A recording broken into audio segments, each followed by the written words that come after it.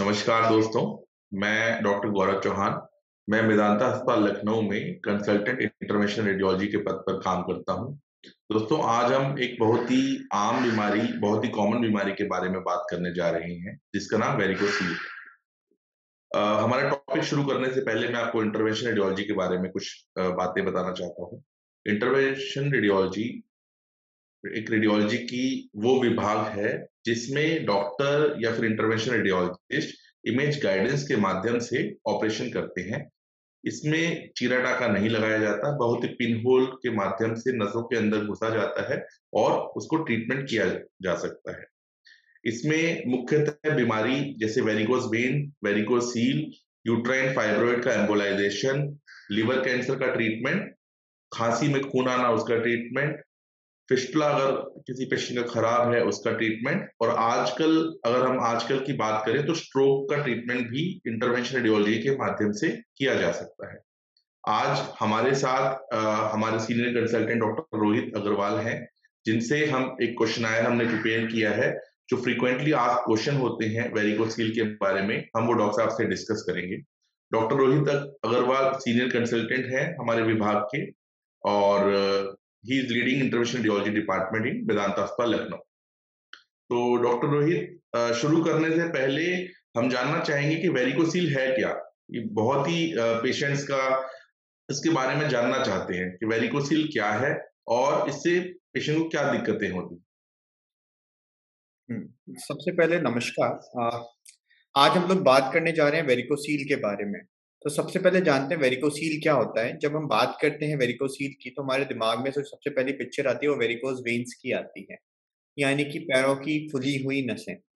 तो इसी तरीके से हम समझते हैं वेरिकोसील को भी। वेरिकोसील जो होता है ये जो हमारे टेस्टिस हैं, स्क्रोटम यानी अंडकोश, उसके अंदर जो हमारे टेस्टिस हैं, जो शुक्राणु यानी स्पर्म्स को प्रोड्यूस करते हैं, हार्मोन्स, टेस्टोस्टेरोन हार्मोन के लिए रिस्पॉन्सिबल होते हैं, उनकी जो नसें हैं उसमें सूजन आ जाने को खुद कहते हैं वेरिकोसील। ये टॉपिक वी नो के स्क्रोटम और टेस्टिस की बीमारी है, मेल्स में ये बीमारी पाई जाती है, बट बहुत ही कम डिस्कशन में आता है, बहुत ही less often talked about topic है। कुछ इस बारे में आप बताना चाहेंगे? देखिए होता क्या है, क्योंकि वेरिकोसील एक प्राइवेट ऑर्गन की बीमारी है, तो हमारे हिंदुस्तान में एक प्राइवेट ऑर्गन्स को किसी भी बीमारी को जो प्राइवेट ऑर्गन से रिलेटेड होते हैं उसे गुप्त अंग रोग के नाम से जानने लगते हैं। यस। लोग शर्माते हैं इसके बारे में बात करने के लिए, लोग शर्माते हैं इसके लिए अवेयरनेस क्रिएट करने के लिए, बट जानना ज़रूरी है इसके बारे में, इसके ट्रीटमेंट ऑप्शंस के बारे में, जिससे कि इससे होने वाली परेशानियों से हम बचा सकें पेशेंट को और अपने आस-पास वाले लोगों को। अच्छा, एक चीज जो पेशेंट बहुत अक्सर पूछते हैं कि डॉक्टर साहब ये बीमारी होती क्यों है? क्या इसकी पैथोफिजियोलॉजी क्या है? और किस तरफ ये कॉमनली होती है, राइट साइड या लेफ्ट साइड में? देखिए होता ये है कि जो वेरिकोसील बीमारी है, अ, उसके होने का कारण है वेन्स के अंदर सूजन आ जाना, पैम्पनीफॉर्म वीनस प्लेक्सस के अंदर सूजन आ जाना। तो इससे पहले हमें ये जानना ज़रूरी है पैम्पनीफॉर्म प्लेक्सस वेन्स होती क्या हैं? जो भी कोई भी शरीर का अंग होता है, जैसे टेस्टिस की बात हम यहाँ पे कर रहे हैं, तो उसके अंदर एक नस होगी जो कि खून को लेकर जाएगी, जिसे हम बोलते हैं टेस्टिकुलर आर्टरी। फिर होती है जो हृदय पे वापस खून को लेके जाने वाली नस है, जिसे हम बोलते हैं स्पर्मैटिक वेन्स, पैम्पनीफॉर्म प्लेक्सस, और ये सारी चीज़ें मिलकर आईवीसी के द्वारा, आईवीसी के थ्रू हार्ट में खून को वापस लेके जाती है टेस्टिस के। अगर कहीं पे भी इन नसों में रुकावट आ जाए, जो खून वापस लेके जाने वाली नसें हैं, उसकी जो वाल्व्स हैं, दरवाजे हैं, उसमें रुकावट आ जाए, तो ये बीमारी हो सकती है। इसके कारण क्या हो सकते हैं? ये रुकावट आने के कारण क्या हो सकते हैं? ये जनरली देखा गया है कि जिन लोगों में मोटापा ज़्यादा है या जो हेवी जिम करते हैं लोग बिना सपोर्टर्स के, उन लोगों में ये ज़्यादा कॉमनली पाई जाती है। उसके अलावा जो ओल्ड एज में मैलिग्नेंसीज़ के साथ भी एसोसिएटेड हो सकती है, जिसके बारे में हम आगे अभी बात करेंगे। ठीक फिर है। आपने पूछा था कि ये बीमारी किस तरफ ज़्यादा होती है, तो इस बीमारी का उल्टे लेफ्ट साइड में होने के ज़्यादा का चांसेस होते हैं, बिकॉज़ लेफ्ट साइड की जो स्पर्मैटिक वेन होती है, टेस्टिकुलर वेन्स होती हैं, पैम्पनीफॉर्म प्लेक्सस होते हैं, ये ड्रेन करते हैं सीधा जो लेफ्ट किडनी है हमारी, उसकी जो नस है लेफ्ट रीनल वेन के अंदर। और वो एक एक्यूट एंगल पे ड्रेन करते हैं, और लेफ्ट रीनल वेन के अंदर कोई भी परेशानी हो या लेफ्ट किडनी की कोई भी परेशानी हो, तो भी लेफ्ट साइड की वेरिकोसील हो सकती है। ठीक है। अगला सवाल जो पेशेंट्स पूछते हैं कि क्या वेरिकोसील लाइफ थ्रेटनिंग है? क्योंकि वो एक गांठ के रूप में प्रोड्यूस होती है, पेशेंट उसको देखता है तो उनके मन में एक कैंसर का भय भी बनता है कि ये बिनाइन है या मैलिग्नेंट तो नहीं है। तो एक हम ये भी पूछना चाहेंगे। देखिए, वेरिकोसील जो बीमारी है, ये लाइफ थ्रेटनिंग तो नहीं है, लेकिन हाँ, इसकी वजह से काफ़ी सारी चीज़ें हो सकती हैं जो जिससे कि आपको परेशानी हो सकती है। जैसे कि मरीज़ को जो सिम्पटम्स होते हैं, लगातार ड्रैगिंग सेंसेशन रहता है, भारीपन रहता है, सूजन आती है, इनफर्टिलिटी होती है, तो उससे मरीज़ को डिप्रेशन ज़रूर हो सकता है। फिर आपने पूछा कि भई क्या ये बीमारी बिनाइन है या मैलिग्नेंट है? तो बीमारी मैलिग्नेंट नहीं है, बट लेफ्ट साइड के जो रीनल कैंसर्स हैं, लेफ्ट साइड की किडनी जो है, उसके जो मैलिग्नेंसी है, उसमें ज़रूर हमें वेरिकोसील मिल सकता है। और अक्सर जो ओल्ड एज पेशेंट होते हैं, जिन पेशेंट्स की उम्र 50-60 साल से ऊपर की होती है और वेरिकोसील होता है उनको लेफ्ट साइड में, तो ऐसे मरीजों को ज़रूर हम सस्पिशन की निगाहों से देखते हैं, और इनके इवैल्यूएशन में डेफिनिटली हम लोग ट्राई करते हैं कि लेफ्ट किडनी की कोई भी बीमारी को पकड़ सके, लेफ्ट किडनी के कैंसर्स को पकड़ सके। ठीक है। जैसे हम जानते हैं कि टेस्टिस जो है वो टेस्टोस्टेरोन हार्मोन प्रोड्यूस करते हैं, स्पर्म बनाते हैं। तो क्या वेरिकोसील होने से एक मेल की फर्टिलिटी, लिबिडो इस चीज पे फर्क पड़ सकता है? वेरिकोसील होने की वजह से तो टेस्टिस के जैसे आपने बताया कि भई टेस्टिस के बेसिकली 2 काम होते हैं। एक होता है हार्मोन बनाना, टेस्टोस्टेरोन, जो कि हमारी बॉडी में मसल बिल्डिंग के लिए काम आता है, हमारी एक्टिविटी को मेंटेन रखता है, मसल्स की टोनिसिटी को बना के रखता है। दूसरा होता है स्पर्म्स। स्पर्म्स जो हैं वो ज़रूरी है रिप्रोडक्शन के लिए। तो अगर हमारे वेरिकोसील होता है मरीज़ को, जो हाई ग्रेड वेरिकोसील होता है, तो उससे क्या होता है कि एक तो ड्रेनेज प्रॉपर नहीं हो पा रही खून की, प्लस वो एरिया गरम रहता है। तो गरम रहने की वजह से टेस्टिस के अंदर माइक्रो लेवल पे डिस्ट्रक्शंस होते हैं, और उसके हार्मोन प्रोड्यूस करने की जो कैपेसिटी होती है वो भी रिड्यूस होती है, और स्पर्म प्रोड्यूस करने की कैपेसिटी जो होती है वो भी रिड्यूस होती है। हार्मोन अगर वो कम प्रोड्यूस करेगा तो डेफिनिटली मरीज़ को ज़्यादा थकान रहेगी, और कुछ केसेज़ में, सीवियर केसेज़ में उसको संबंध बनाने में भी दिक्कत आ सकती है। स्पर्म की वजह से उसे इनफर्टिलिटी की प्रॉब्लम हो सकती दिक्कत आ सकती है, बिल्कुल। अच्छा डॉक्टर साहब, क्या कोई ऐसा पर्टिकुलर एज ग्रुप है जिसमें ये बीमारी ज़्यादा देखी जाती है? क्योंकि हमारे कुछ लोग जैसे कोई रिक्रूटमेंट के लिए जाते हैं, हम देखते हैं यंग पेशेंट में बहुत रिक्रूटमेंट में जब उनका मेडिकल होता है, तो कैसा ऐसा कुछ रिलेशन है या फिर इस एज ग्रुप में ही हमें पर्टिकुलरली देखने को मिल रही है? है। जनरली ये जो बीमारी होती है यंग एज ग्रुप 15 से 35 साल के लोगों में ज़्यादा कॉमनली मिलती है। हुँ, और जो हमारे आर्मी के रिक्रूट्स होते हैं, या फिर अगर हम बात करें जो भी आर्म्ड फोर्सेस, पुलिस में, सीआरपीएफ में, बीएसएफ में, किसी भी हेवी फिजिकल एक्टिविटी वाले मेडिकल एग्जामिनेशन के लिए जाते हैं, मतलब फिजिकल एग्जामिनेशन के लिए जाते हैं, तो उन लोगों में जब मेडिकल एग्जामिनेशन होता है, तो स्पेशली चेक किया जाता है कि क्या मरीज को वेरिकोसील तो नहीं है। इसीलिए उन लोगों में नज़र में ज़्यादा आती है। अदरवाइज़ इस बीमारी को करीब-करीब 15% पॉपुलेशन में देखा जा सकता है, यानी कि हर 100 लोगों में से 15 लोग इस बीमारी से किसी न किसी प्रकार से पीड़ित रहते हैं, बट वो पहचान में नहीं आती है, उससे सिम्पटम्स नहीं होते हैं, तो वो अननोटिस्ड चली जाती है। जब आर्मी रिक्रूट होते हैं, जवान होते हैं, जब इन लोगों में बीमारी पहचान में आती है, तो उनको मेडिकली डिस्क्वालीफाई कर देते हैं, एंड फिर वो लोग ज़्यादातर हमारे पास आते हैं ट्रीटमेंट के लिए कि भई क्या किया जाए, हमें मेडिकली डिस्क्वालीफाई कर दिया गया है वेरिकोसील की वजह से। ठीक एग्ज़ैक्टली। और डॉक्टर साहब इसके साइन और सिम्पटम्स के बारे में बताएँ कि कोई अगर डॉक्टर एग्ज़ामिन करेगा ऐसे पेशेंट्स को क्या देखेंगे वो? और पेशेंट को क्या सिम्पटम्स होंगे उस कारण से, वेरिकोसील से?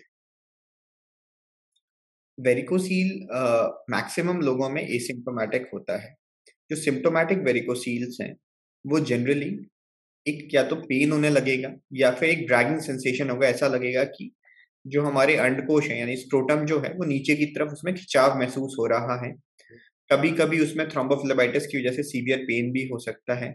लंबे समय तक ट्रीटमेंट नहीं कराने पे या हाई ग्रेड वेरिकोसील वेन्स होती हैं, इसमें इनफर्टिलिटी का रूप भी ले सकते हैं, यानी कि जब आप जाते हैं कि भाई कई साल से हम लोग ट्राई कर रहे हैं, तो उसमें हमें मिलता है कि भाई लो स्पर्म काउंट है, एंड जब अल्ट्रासाउंड कराया जाता है मरीज का, पेशेंट का, मेल पेशेंट का, तो उसमें वेरिकोसील सामने आती है।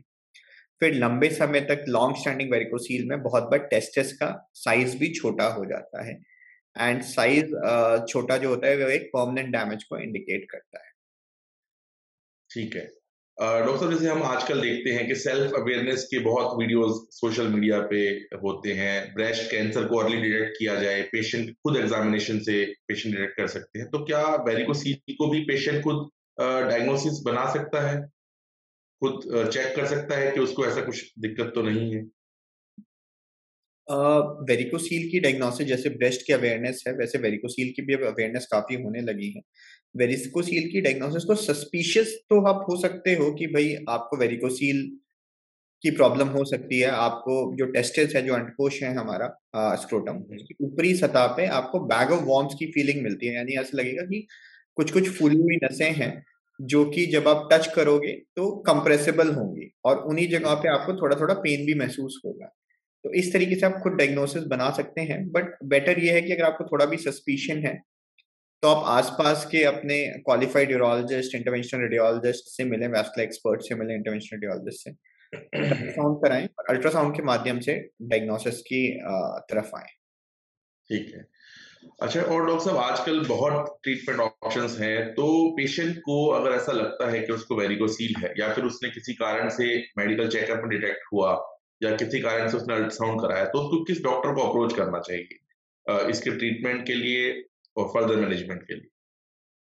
देखिए, अगर उसको कभी भी वेरिकोसील की डायग्नोसिस बनती है अल्ट्रासाउंड के द्वारा, तो हुँ, मोटे तौर पे पहले तो उसका ग्रेड्स होते हैं, 5 ग्रेड्स में बाँटा जाता है। यस। जिनके जो ग्रेड 1 वाले मरीज़ होते हैं, उनको तो ट्रीटमेंट की ज़रूरत होती नहीं है। बट फिर भी अगर वो आर्मी रिक्रूट हैं और उनका मेडिकल डिस्क्वालिफिकेशन है, तो उनको डेफिनिटली ट्रीटमेंट ऑप्शन चूज़ करना चाहिए। जो हाई ग्रेड वाले वेरिकोसील्स हैं, ग्रेड 3, 4, 5, उसके बारे में बात करें, अगर आपको ये परेशानी का सामना करना पड़ा है या डायग्नोसिस बनी है आपकी, तो आपको इंटरवेंशनल रेडियोलॉजी विभाग में जाके दिखा सकते हैं।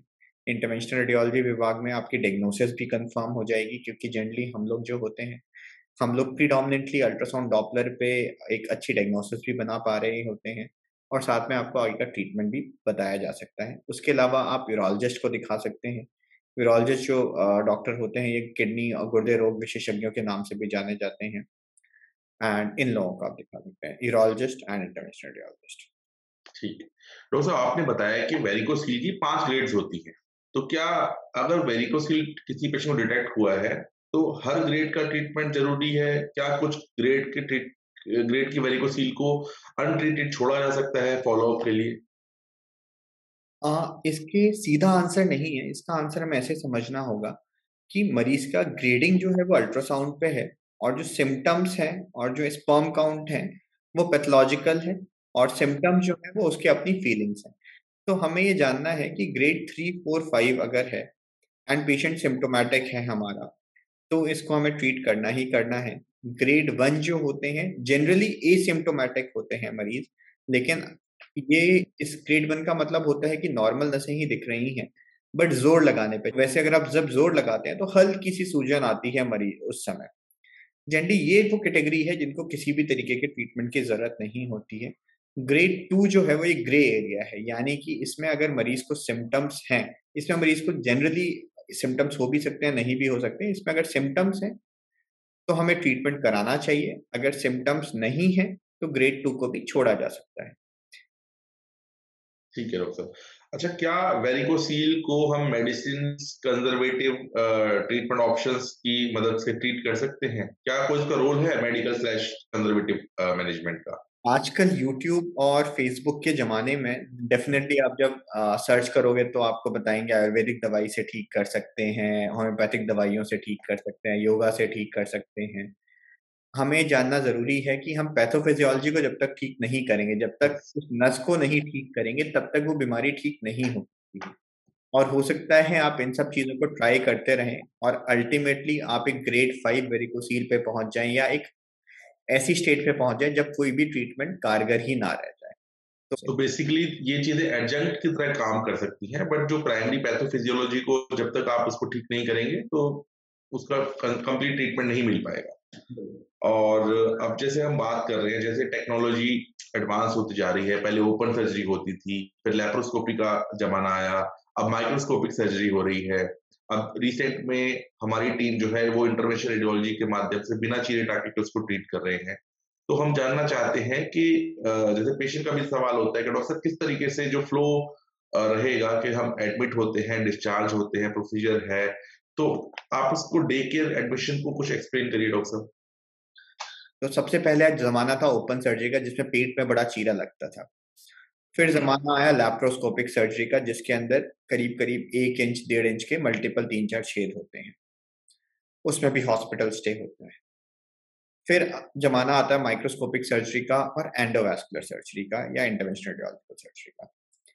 अगर आपका प्रोसीजर बिना चीड़-फाड़, बिना चाकू लिए हाथ में कंप्लीट हो सकता है, बिना टाका लगाए गले पे, गर्दन पे, पेट में कंप्लीट हो सकता है, जिसका क्योर रेट उतना ही अच्छा है जो कि ओपन सर्जरी का था। तो फिर आप क्यों नहीं एक endovascular surgery, interventional radiology surgery को चूज़ करेंगे? आप बिल्कुल चूज़ करेंगे उसी को, चूज़ करना भी चाहिए। And technology is advancing, with the technology we should also advance. Yes, exactly. And और डे केयर सर्जरी की प्रोसीजर की आपने बात की, तो ऐसा रहता है जो वेरिकोसील के मरीज़ आते हैं हमारे यहाँ पे, जिनकी हम सर्जरी प्लान करते हैं, जनरली हमारे पास आर्मी रिक्रूट्स वाले पेशेंट ज़्यादा आते हैं। तो उनके अंदर हम लोग पेशेंट को सुबह एडमिट करते हैं। गले पे एक छोटा-सा 1 मिलीमीटर से 2 मिलीमीटर का छेद होता है, उसके रास्ते से हम नीचे उतरते हैं। जो ये नसें होती हैं, टेस्टिकुलर वेन्स जो होती हैं, उसके अंदर पहुँच जाते हैं 1-1 मिलीमीटर के पतले-पतले तारों के माध्यम से, और वहाँ से उसको बंद करके हम लोग आ जाते हैं। और मरीज़ को जैसे ही प्रोसीजर कंप्लीट होता है, वो अपने होश प्रोसीजर के वक़्त वो बिल्कुल होश में रहता है, किसी भी प्रकार के एनेस्थीसिया की कोई भी ज़रूरत उसको नहीं पड़ती है। एंड प्रोसीजर के 2 घंटे बाद मरीज़ अपना घर जा सकता है। So that is how our daycare settings work. और पेशेंट को शाम को या अगले दिन डिस्चार्ज किया जाता है या फिर सेम डे डिस्चार्ज कर सकते हैं? Generally हम लोग सेम डे डिस्चार्ज करते हैं। 99% of the patients are discharge on the very same day. और एक सवाल जो हर मरीज के मन में रहता है कि कितना लंबा प्रोसीजर होगा, पेन तो नहीं होगा? इसके भी मैं 2 तरीके से आंसर देना चाहूँगा कि प्रोसीजर की लेंथ पे डिपेंड नहीं करता है। प्रोसीजर कितने अच्छे से हो रहा है वो ज़्यादा इम्पोर्टेंट है। बट फिर भी अगर हम समय की बात करें तो 15 मिनट से 45 मिनट का समय लगता है पूरे प्रोसीजर को कंप्लीट करने में, जिसमें मरीज़ टेबल तक आता है और टेबल से बाहर चला जाता है। ठीक प्रोसीजर जो होता है बिल्कुल पेनलेस होता है, कोई भी प्रकार का दर्द इसमें नहीं होता है ड्यूरिंग द प्रोसीजर। ठीक है। अच्छा, जैसे आप बता रहे हैं कि नेक्स्ट डे या फिर इवनिंग में पेशेंट डिस्चार्ज हो सकता है, तो पेशेंट अपना जो नॉर्मल रूटीन है, जैसे अगर कोई हाउसवाइफ है या टीचर है या बैंक में काम करते हैं या हॉस्पिटल में, तो अपनी ड्यूटीज को रिजॉइन कब से कर सकते हैं? पेशेंट 2 से 3 दिन के अंदर अपना रेगुलर काम शुरू कर सकते हैं। नहीं है, कोई चीरा नहीं है, कोई यस। कोई ऐसी कॉम्प्लिकेशन नहीं है जो कि हम एक्सपेक्ट कर रहे हो कि जहाँ से ब्लीडिंग हो जाए। तो हमारी समझ से तो हम 2 से 3 दिन में मरीज़ को बोलते हैं अपना रेगुलर काम वो कर सकते हैं।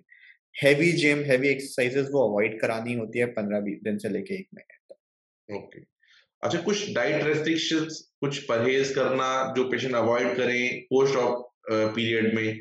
बिल्कुल, कॉन्स्टिपेशन जैसे आप नॉन-वेज जो है, वो ना खाएँ, है ना? शाम में जो है थोड़ा-सा सैलेड का उपयोग ज़्यादा करें, जिससे कॉन्स्टिपेशन वाले जो खाने हैं, उनको हमें अवॉइड करना होता है ना? और कोई क्रॉनिक कफ है जिससे पेट का प्रेशर अगर बढ़ता है पेशेंट का, तो कोई ये लोग जिम अगर जाते हैं, वेट लिफ्टिंग में कुछ जिम पेशेंट्स जिम होते हैं। जिम के लिए हमने बताया कि भई हेवी एक्सरसाइज़ जो है, जिमिंग जो है, वो वो 15 दिन अवॉइड। से 1 महीने तक अवॉइड करनी है। उसके बाद आप कर सकते हैं, लेकिन सपोर्ट होता है, एक सपोर्ट बेल्ट आती है, यस, जो बेल्ट। जिम करते हैं उनको आइडिया रहता है। स्क्रोटल सपोर्ट आता है, बेल्ट आती है, उसको पहन के ही जिम की एक्सरसाइज़ेज़ करनी है, वेट लिफ्टिंग करनी है। बहुत हेवी वेट्स को नहीं उठाना है, अवॉइड करना है। और कॉन्स्टिपेशन को अवॉइड करना है, fibre I think fibre rich युक्त फूड जो नहीं खाना है भोजन उसको ग्रहण करना है। रात में जो है जो उपयोग ज़्यादा कीजिए। ठीक है। अच्छा, ऐसी कोई मेडिकल एक्सरसाइजेस हैं जिससे हम पेशेंट को पेल्विक टोन बढ़ाने के लिए या फिर एडवाइस करें? देखिए बहुत ज़्यादा रोल तो नहीं है, बट लिटरेचर में 2-3 एक्सरसाइज़ेज़ हैं, योगा है, जो बोलते हैं कि भई इन चीज़ों से प्रोग्रेशन को रोका जा सकता है या प्रिवेंशन किया जा सकता है, जिसमें सबसे पहले कीगल एक्सरसाइज़ेज़ होती है। आप इंटरनेट पे जाके उसे समझ सकते हैं कैसे की जा सकती है। यस। दूसरा होता है वज्रासन, जो कि खाना खाने के बाद आप वज्रासन एक पोज़ होता है, उसमें आप बैठ सकते हैं। तीसरा होता है धनुरासन। इन सारी चीज़ों से पेल्विक मसल जो होती है उसकी टोनिसिटी बढ़ती है, तो आप प्रिवेंट कर सकते हैं होने से। बट हाँ, क्योर ग्रेड 3, ग्रेड 4 का कर पाएगी, नहीं कर पाएगी। That is a question debate. Yes. अच्छा, क्योंकि ये जो वेरिकोसील एम्बोलाइजेशन का जो ट्रीटमेंट है डायरेक्टली टेस्टिस से जुड़ा है, तो क्या इस ऑपरेशन से टेस्टिस पे कोई प्रभाव पड़ने की चांसेस हैं? नहीं, बिल्कुल भी टेस्टिस पे इससे कोई भी प्रभाव नहीं पड़ता है, क्योंकि आप केवल खराब नसों को बंद करके बाहर आते हैं। और अच्छा, एक अब कमिंग बैक टू इंडिकेशंस, क्योंकि एक इंडिकेशन तो हमने बताया था कि इनफर्टिलिटी है, स्पर्म काउंट कम है, ओलिगोस्पर्मिया है, पुअर क्वालिटी ऑफ स्पर्म है। तो पेशेंट कब एक्सपेक्ट कर सकते हैं कि जो स्पर्म क्वालिटी है वो दोबारा से नॉर्मल हो आफ्टर ये जो हम वेरिकोसील एम्बोलाइजेशन का ट्रीटमेंट कर चुके हैं? आमतौर पे मरीज़ के स्पर्म काउंट जो होते हैं 3 महीने में इम्प्रूव करने शुरू हो जाते हैं। यस। 3 महीने के जो ट्रीटमेंट, मतलब ट्रीटमेंट के 3 महीने बाद वो कंसीव हो सकता है, उसके पार्टनर कंसीव कर जाएँ। लेकिन कुछ मरीज़ जिसमें बहुत लेट हो जाता है, जिसमें टेस्टिस ही छोटी हो गई हैं, उसका फंक्शन ही खत्म हो गया है, उसमें शायद ट्रीटमेंट के बाद भी स्पर्म काउंट इम्प्रूव नहीं हो। ओके। तो अ, अब वही जब हम ये तो it comes back to evaluation कि इवैल्यूएशन पार्ट बहुत ज़रूरी है। किस मरीज़ को हम ये ट्रीटमेंट ऑफ़र करेंगे या फिर किस मरीज़ को नहीं करेंगे। जिसका टेस्टिस ऑलरेडी स्मॉल हो चुका है, वैस्कुलरिटी कम है, कैल्सिफिकेशन आ गया है, तो उसमें हमें पेशेंट को अवॉइड करना है कि हमें इसको डिवाइड करना है, ट्रायज करना है कि किसको हम ट्रीटमेंट ऑफ़र करके बेनिफिट दे सकते हैं। देखिए डेफ़िनिटली ट्रायज किया जा सकता है, बट आम तौर पे ये कह पाना मुश्किल होता है कि भई इस मरीज़ का अगर हम ट्रीटमेंट करते हैं, तो आई एम 100% श्योर कि इसका स्पर्म काउंट वापस नहीं है। ओके। आप किसी भी मरीज़ को इस बेसिस पे ट्रीटमेंट ऑप्शन ना ऑफ़र करें, वो हमारी समझ से गलत रहेगा। But if every patient deserves a treatment. Yes. yeah, if the patient has symptoms hmm, and if the patient is suffering from infertility या उसको इन्फर्टिलिटी की दिक्कत हो रही है एंड वी नो कि भई ये कॉज़ है, this is a तो cause, फिर ट्रीट exactly. करना चाहिए, है ना? We should give him the benefit of doubt. Okay. And अब ये तो बात रही मेल पार्टनर के लिए। फीमेल पार्टनर के लिए जानना भी ज़रूरी है, जो स्पर्म दोबारा से हम सोच रहे हैं कि इम्प्रूव क्वालिटी, इम्प्रूव नंबर होगा। तो जो फीमेल पार्टनर है, क्या वो कंसीव कर सकते हैं नेचुरली आफ्टर ये प्रोसीजर हो जाने के बाद? हाँ, बिल्कुल कंसीव कर सकते हैं नेचुरली। अ, ये देखना होगा कि कोई और वजह तो नहीं है इन्फर्टिलिटी की, मतलब we have to rule out all the causes of infertility and अगर कोई और कॉज़ नहीं है, तो बहुत ज़्यादा चांसेज़ हैं आफ्टर वेरिकोसील एम्बोलाइज़ेशन उनकी कंसीव होने चाहिए। ओके। अच्छा डॉक्टर साहब, अभी हमने काफ़ी डिस्कस किया है वेरिकोसील के बारे में। अभी recently there is a buzz of intervention radiology. बहुत सारे ट्रीटमेंट ऑप्शंस जो हैं, उनको और सेफ बनाने के लिए इंटरवेंशन रेडियोलॉजी पद्धति के माध्यम से ट्रीट किया जाता है। हम जानते हैं कि ब्रेन स्ट्रोक है, हेमरेजिक स्ट्रोक है जिसमें नस का गुब्बारा फट जाता है, वेरिकोज़ वेन है जो पैरों में नसें फूली हुई हैं, उनको ट्रीट करना, डीवीटी है, डीप वीनस थ्रोम्बोसिस। अभी हम जो डिस्कस कर रहे हैं वेरिकोसील है, लीवर का कैंसर भी आजकल इंटरवेंशन रेडियोलॉजी के माध्यम से किया जा रहा है। ऐसी बहुत सारी टेक्निक्स हैं, फिस्टुला खोला जा रहा है, पेट की जो कोई नस ब्लॉक है, बर्ड-केली सिंड्रोम जिसे हम बोलते हैं, वो खोली जा रही हैं। इससे रिस्क काफ़ी हद तक कम हो गया है। पेशेंट का पोस्ट ऑपरेटिव पीरियड बहुत शॉर्ट हो गया है, पेशेंट डिस्चार्ज हो पा रहा है। ओवरऑल जो कॉस्ट ऑफ ट्रीटमेंट है, वो भी काफ़ी कम हो गई है। तो आप दर्शकों को इंटरवेंशन रेडियोलॉजी के माध्यम से कुछ अगर बताना चाहते हैं, कुछ आपके व्यूज़ इस टेक्निक के बारे में? अ, देखिए इंटरवेंशनल रेडियोलॉजी क्योंकि मैं प्रैक्टिस यही करता हूँ। आपका कोई, अगर मैं इसको दूसरे तरीके से रखूँ, अगर आप कोई पेशेंट है जिसको एक ट्रीटमेंट की ज़रूरत है और आपके पास 2 ऑप्शंस हैं, तो व्हाट वुड यू प्रेफर? अगर इंटरवेंशनल रेडियोलॉजी के माध्यम से उसका ट्रीटमेंट हो सकता है उतनी ही सक्सेसफुल तरीके से, तो yes, definitely we would advise him कि okay you should undergo a procedure in which there is no cut, no yes, suture is involved because post operative जो स्टे होता है आपका हॉस्पिटल में वो ऑलमोस्ट जीरो हो जाता है। यस, आप सोचने में मतलब बहुत ही फैसिनेटिंग लगती है ये चीज़, लेकिन जब सामने आती है तब पता लगता है कि कितनी मतलब अच्छी चीज़ है कि भई आप लिवर कैंसर जिसके लिए पूरा पेट खोल के उसको निकालना पड़ता है ट्यूमर का, वो एक पतली सुई के द्वारा भी ठीक हो सकता है। और अब जैसे कुछ जो हमारे दर्शक देख रहे हैं या पेशेंट्स देख रहे हैं, तो क्या ये कहना सही है कि मेदांता अस्पताल लखनऊ जो है वो one stop diagnose and treatment के लिए एक पेशेंट को एक जगह है, जहाँ पे वो डायग्नोसिस भी बना सकता है इंटरवेंशनल रेडियोलॉजी में और ट्रीटमेंट भी ले सकता है इंटरवेंशनल रेडियोलॉजी में? बिल्कुल, मेदांता लखनऊ जो है ये वन स्टॉप सॉल्यूशन के आप मान सकते हैं इंटरवेंशनल रेडियोलॉजी विभाग में कि जहाँ पे हम लोग बहुत सारे मरीज़ जो हमारे पास आते हैं रेगुलरली, वेरिकोसील के हों, चाहे वो अलग बीमारियों के हों, इनको हम डायग्नोज़ भी कर पाते हैं with the help of ultrasound and Doppler, coloured ultrasound and उसके बाद एक ट्रीटमेंट भी ऑफ़र कर पाते हैं एक उचित दरों में भी, उचित सेटिंग्स में भी एंड जो टीम है इंटरवेंशनल रेडियोलॉजी की वो काफ़ी बड़ी और काफ़ी एक्सपीरियंस्ड है। ओके।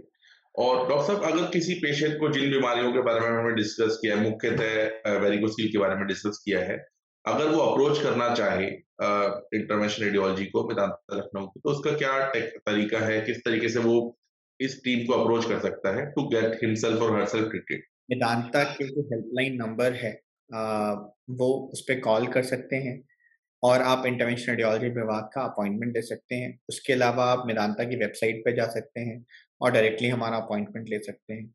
प्लस आप गूगल के द्वारा भी मेरे से, डॉक्टर गौरव से या डॉक्टर अमरीन जो हमारे तीसरी कंसल्टेंट हैं, आज स्टॉक में नहीं है अभी, उनका अपॉइंटमेंट डायरेक्टली भी ले सकते हैं। हम लोगों की ओपीडी ऑलमोस्ट डेली होती है एंड आपका इस चीज़ का हम बता सकते हैं कि आपको एक उचित एडवाइस और उचित सर्जिकल ऑप्शन के बारे में ज़रूर बताया जाएगा। यस।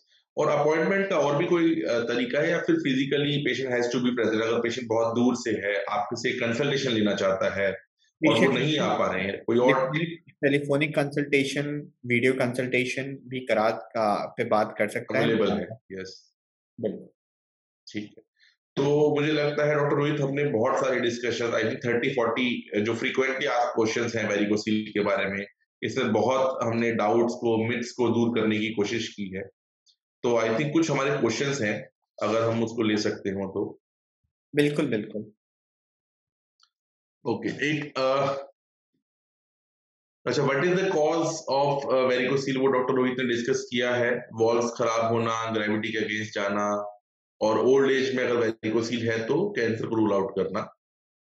अच्छा, एक हितेश जी का क्वेश्चन है डॉक्टर साहब कि विदाउट सर्जरी ये प्रॉब्लम ठीक हो सकती है? तो आप देखिए बिना सर्जरी मतलब मैं वेरिकोसील एम्बोलाइजेशन को सर्जरी नहीं मानता हूँ। It's a day care procedure, simple procedure procedure, पतली-सी सुई लगती है, उसके द्वारा ही सारी चीज़ें हो जाती हैं। तो हाँ, मैं ये बोलूँगा एम्बोलाइज़ेशन के द्वारा ये एक बिना सर्जरी नॉन सर्जिकल मेथड है एम्बोलाइज़ेशन, उसके द्वारा ये प्रॉब्लम बिल्कुल ठीक की जा सकती है। ठीक है। अच्छा, एक क्वेश्चन आई थिंक अनरिलेटेड है थोड़ा-सा बट विनय मलिक जी जानना चाहते हैं कि वेरिकोज़ वेन्स के क्या सिम्पटम्स हैं? तो डॉक्टर साहब मैं चाहूँगा कि आप वेरिकोज़ वेन और वेरिकोसील के बारे में एक बार बताएँ कि ये डिफरेंट बीमारी है एंड ये जो हमारे दोस्त हैं जानना चाहते हैं कि वेरिकोज़ वेन्स के क्या सिम्पटम्स हैं? देखिए वेरिकोज़ वेन जो होता है, ये पैरों की नसें में नीली बैंगनी रंग की फूली हुई नसें दिखाई देने को बोलते हैं। अगर वेरिकोस अगर वेरिकोज़ वेन वाली जो बीमारी यानी कि जो वीनस डिज़ीज़ है जिसमें हमारा ये नसें बनी हुई हैं, उभरी हुई नसें बनती हैं, अगर ये स्क्रोटल सैक में बन जाएँ यानी टेस्टिकुलर वेन या पैम्पनीफॉर्म प्लेक्सस की जो वाल्व्स हैं वो खराब हो जाएँ, तो उसे हम वेरिकोसील बोलते हैं। इसको हम वेरिकोज़ वेन ऑफ टेस्टिस भी बोल सकते हैं। ओके, ठीक है। और अभिमन्यु सिंह जी जानना चाहते हैं कि वेरिकोज़ वेन्स के ट्रीटमेंट की अगर आप कुछ संक्षिप्त में डिटेल्स दे पाएँ क्या आप? डायग्नोसिस और ट्रीटमेंट किस तरीके से पेशेंट ले हाँ, सकता है? का जो डायग्नोसिस बनती है ये क्लिनिक मतलब कोई भी मरीज जो अपने पैरों को देखता है उसे दिखती है उभरी हुई नसें दिखाई दे रही हैं, नसों का गुच्छा दिखाई दे रहा है, जो नीले रंग का, बैंगनी रंग का हो सकता है दिखने में। पैर का डिस्कलरेशन, पैर काला पड़ने लगता है, पैर में सूजन रहती है, पैर में घाव बनने लगते हैं, कभी-कभी ब्लीडिंग भी होती रहती है उन सूजी हुई नसों से। उससे हम डायग्नोसिस बना देते हैं और इसके जो ट्रीटमेंट होते हैं ये multifactorial treatment, multiple treatments options हैं हमारे पास। एक है कुछ दवाइयों की मदद से करते हैं, उसके बाद हमारे पास जो ट्रीटमेंट ऑप्शन है वो laser surgery, radio frequency ablation surgery और रिसेंटली ग्लू के माध्यम से भी किया जा सकता है। और हमारे यहाँ पे सभी तरीके के ट्रीटमेंट ऑप्शंस उपलब्ध हैं, जिसमें हम बिना चीड़-फाड़ वेरिकोज़ वेन का ट्रीटमेंट बड़े आराम से करते हैं। ये भी डे केयर प्रोसीजर है, सुबह मरीज़ भर्ती होता है एंड मैक्सिमम पेशेंट्स शाम तक डिस्चार्ज हो जाते हैं। ठीक है। Thank you doctor Rohit. आपने बहुत अच्छे से और बहुत ही क्लियर कट शब्दों में वेरिकोसील के बारे में बताया कि क्या बीमारी है, क्यों होती है, साइन एंड सिम्पटम्स क्या होते हैं, डायग्नोसिस कैसे किया जाए, ट्रीटमेंट कहाँ लिया जाए, ट्रीटमेंट ऑप्शंस क्या-क्या अवेलेबल हैं और कुछ-कुछ जो चीज़ें हैं वेरिकोसील्स के जो मिथ्या थी, जो फैक्ट्स हैं, उनको हमने बहुत अच्छे से डिस्कस किया। कुछ क्वेश्चन्स थे, हमने उनके आंसर्स किए। तो आई होप कि हमने काफ़ी हद तक पेशेंट्स का, दर्शकों का डाउट दूर करने की कोशिश की है। अगर आपको और कोई क्वेश्चन है, तो आप इस वीडियो के कमेंट्स बॉक्स में अपने जो क्वेश्चन्स हैं, वो डाल सकते हैं। हम कोशिश करेंगे कि उनको जल्दी से जल्दी रिप्लाई करने की। Thank you, Dr. Varun, and thank you everyone for the wonderful session.